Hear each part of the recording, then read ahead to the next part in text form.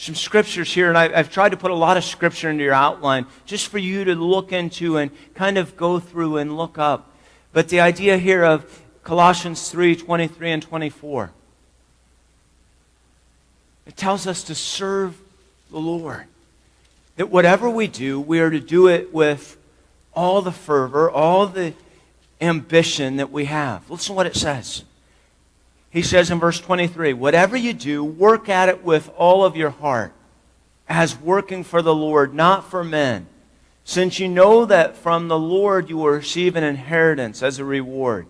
It is the Lord Christ that you are serving.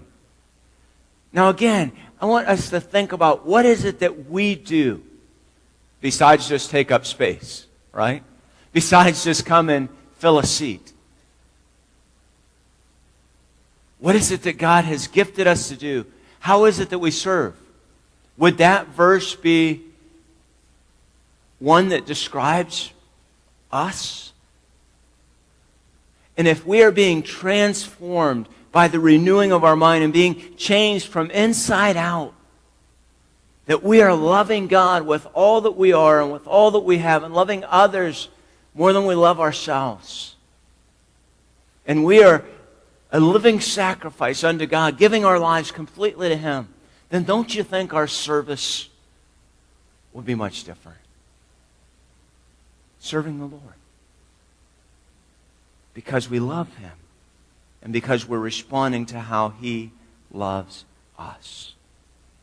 And so it would change the way we serve and work together to take our part in the mission of Christ.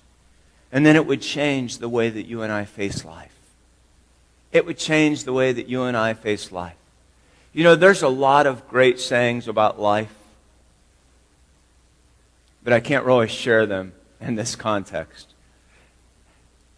You know? And you know what I'm saying, don't you? Life is whatever, and then you die. You know, those things are true. Life is hard. Life's not easy. But Jesus never promised it was going to be easy. He said it was going to be hard. He said, in this life, in this world, you will have difficulty. You will have tribulation, He said. He said, but be of good cheer. Why? Because He has overcome the world.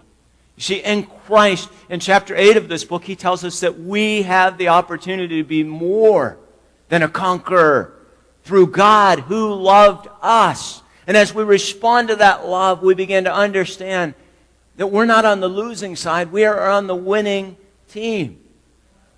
And winners aren't walking around dejected. They're running around saying, woo, look at me, I'm going to Disney World, right?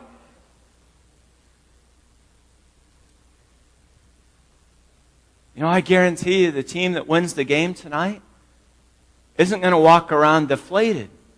Their footballs might be, but they won't be. That was pretty good, I have to say, right? That just kind of came. I didn't plan that. That wasn't in my notes or anything.